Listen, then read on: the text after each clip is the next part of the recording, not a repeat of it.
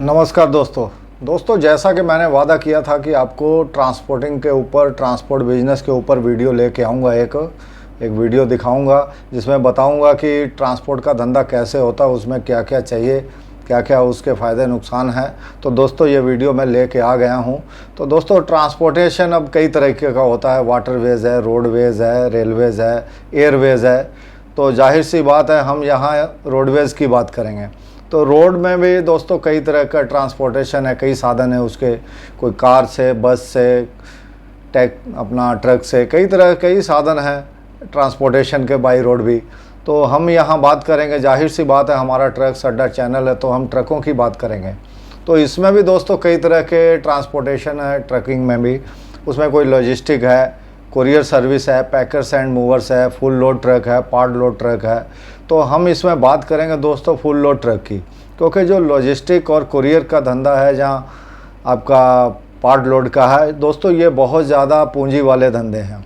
बहुत ज़्यादा इनमें कैपिटल लगता है। हर एक बंदे के, आपके और मेरे बस की बात नहीं है, क्योंकि इसमें वेयर हाउसेस, गोडाउन और बहुत सी ऐसी चीज़ें हैं जो फैसिलिटीज़ चाहिए। तो इसकी हम बात नहीं करेंगे। हम करेंगे ट्रक के जो फुल लोड ट्रक है, या कोई एक दो ट्रक जो लोड होते हैं, पार्ट लोड में भी बहुत ज़्यादा लोड नहीं, तो ऐसे जो लोडिंग होती है, ऐसा जो ट्रांसपोर्टेशन है उसकी हम बात करेंगे दोस्तों। क्या क्या डॉक्यूमेंट चाहिए इसमें, उसके बाद और क्या इसमें चाहिए और इसके नुकसान क्या है, सब बात करेंगे दोस्तों। सबसे पहले बात करता हूँ कि रजिस्ट्रेशन करवाना पड़ता है इसका। तो रजिस्ट्रेशन भी कई तरह का होता है। ये आपको देखना है कि आपको किस तरह का रजिस्ट्रेशन आपके ऊपर सूट करेगा। जहां आप अपने किसी भी एडवाइज़र से सलाह ले सकते हैं, किसी वकील से जो है इनकम टैक्स का जो है। जैसे दोस्तों एक होता है इंडिविजुअल, जैसे मतलब 1 पर्सन कंपनी, आप खुद है, अकेले ही ओनर है, खुद ही काम करेंगे। यहाँ कोई पार्टनरशिप फर्म होती है जिसमें कोई आपका पार्टनर होगा, 1 या 2 4 जितने भी हो सकते हैं। एक होती है LLP, लिमिटेड लायबिलिटी पार्टनरशिप, फिर होगी कंपनी, लिमिटेड कंपनी वगैरह। तो वो तो बड़े काम की बात नहीं करता हूँ, लेकिन LLP के ऊपर एक और वीडियो कभी बना लेंगे, ये बहुत अच्छी चीज़ है। तो अभी हम बात करेंगे कि अगर आप स्टार्टिंग कर रहे हैं तो यहाँ तो आप 1 पर्सन कंपनी, इंडिविजुअल, तो यहाँ पार्टनरशिप फर्म के तौर पे आप काम स्टार्ट कर सकते हैं।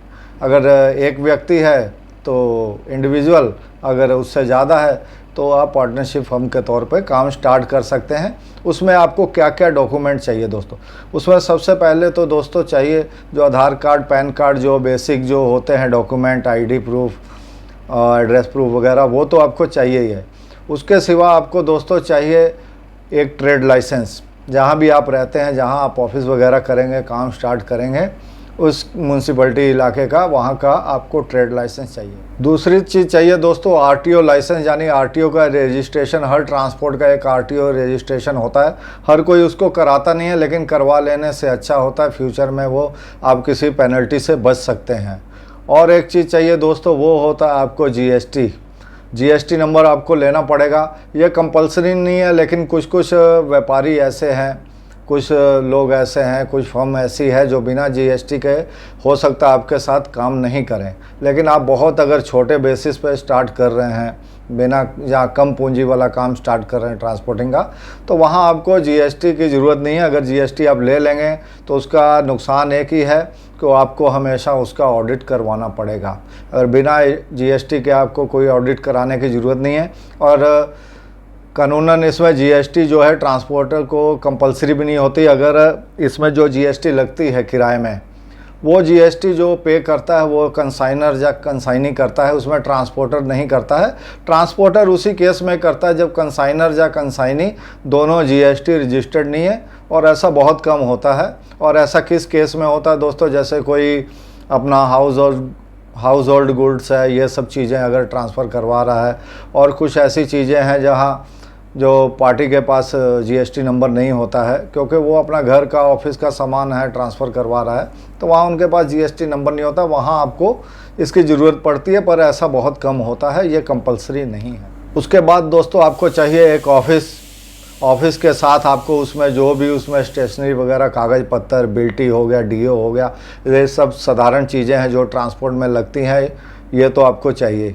और एक चाहिए दोस्तों आपको कॉन्टैक्ट्स चाहिए। अगर आपके पास कॉन्टैक्ट नहीं है तो आप किसी एक्सपीरियंस वाले जो स्टाफ है, कोई ऐसा व्यक्ति जो जिसने किसी बड़ी फर्म में या किसी ट्रांसपोर्ट कंपनी में पहले काम किया है, उसके कॉन्टैक्ट हैं, उसके पास एक्सपीरियंस भी है, जहाँ तो उसके साथ आप पार्टनरशिप कर सकते हैं, जहाँ उसको जॉब पे रख सकते हैं, उसको तनख्वाह पे रख सकते हैं अपने पास में। और दोस्तों आपको चाहिए एक करंट अकाउंट जिसमें चाहिए फंड, क्योंकि देखिए दोस्तों, कितना भी छोटा मोटा भी अगर ट्रांसपोर्टिंग का अगर आप काम कर रहे हैं तो 20 लाख रुपए कम से कम आपके अकाउंट में होने चाहिए। हाँ, कुछ व्यापारी हैं, कुछ ऐसी पार्टीज़ आपको मिल जाएंगी जो खुद अपने पास से ही पूंजी लगाती हैं, एडवांस देती हैं, फिर आपको थोड़ा बहुत बैलेंस वगैरह देना पड़ता है, कुछ दिन के बाद मिलता है, पर वो बहुत लिमिटेड हो जाता है काम। ज़्यादातर काम है आपको पूंजी, जब आप कहीं काम पकड़ेंगे तो पूंजी अपनी ही लगानी पड़ती है। अमूमन ट्रांसपोर्टिंग करने के लिए 50 लाख रुपए तो चाहिए, लेकिन अगर आप छोटे तौर पे भी काम करना चाहते हैं तो कर सकते हैं बहुत कम पूंजी से, पर वो काम फिर लिमिटेड होगा। आपको वैसी पार्टीज़ खोजनी पड़ेंगी जो अपने पास से ही पूंजी लगाए, एडवांस वगैरह ट्रकों का दे दे, बैलेंस आपको देना है, कुछ दिन में वो पेमेंट दे दे। क्योंकि ट्रांसपोर्टिंग के धंधे में ऐसा होता है, कोई व्यापारी 1 महीने बाद पेमेंट करता है, सारा बिल आपका पे करेगा, कोई 2 महीने, कोई 4 महीने, कई 6-6 महीने नहीं करते हैं और कईयों के डूब भी जाते हैं, ऐसे भी केस होते हैं। तो आपको फंड तो चाहिए दोस्तों। और जितने भी आपके ट्रांसपोर्ट के ऑपरेशन हैं इनके लिए तो फंड चाहिए। कई बार कई व्यापारी गारंटी भी मांगते हैं। अगर आपके पास 10 लाख, 5 लाख, 20 लाख, वो गारंटी के तौर पे आपसे मांगेंगे कि मैं आपको काम तब दूंगा। 1-1 करोड़, 2-2 करोड़ भी गारंटी होती है। बड़ा जितना बड़ा काम है उसी हिसाब से होती है। बैंक गारंटी भी दी जाती है। अगर किसी के पास पैसा नहीं है तो वो बैंक गारंटी भी देता है, लेकिन बैंक गारंटी देने के लिए भी तो आपके पास कुछ होना चाहिए, करंट अकाउंट होना चाहिए, उसमें कुछ अच्छे ट्रांजैक्शन हुए होने चाहिए, तभी तो बैंक आपकी गारंटी देगा। दोस्तों ट्रांसपोर्टिंग का जो काम है इसमें कंपटीशन भी बहुत है और रिस्क भी बहुत है। तो दोस्तों इसको बहुत सोच समझ कर ही, अगर आपको इस धंधे में पढ़ना है तो बहुत सोच समझ कर ही इस धंधे में पढ़ें। तो इस धंधे में दोस्तों कोई हज़ारों में कमाता है, कोई लाखों में कमाता है, कोई करोड़ों में कमाता है। तो इनकम की तो यही बात है। तो इनकम इस धंधे में कोई फिक्स नहीं है। जितना आप इन्वेस्टमेंट करेंगे, जितनी आपका एक्सपीरियंस है, उसी हिसाब से इसमें इनकम होती है दोस्तों। तो दोस्तों ये वीडियो, ये जानकारी आपको कैसी लगी शेयर ज़रूर करिएगा दोस्तों, और कैसी लगी ये भी लिखिएगा कमेंट बॉक्स में। फिर मिलेंगे नए वीडियो में नई जानकारी के साथ। नमस्कार और धन्यवाद।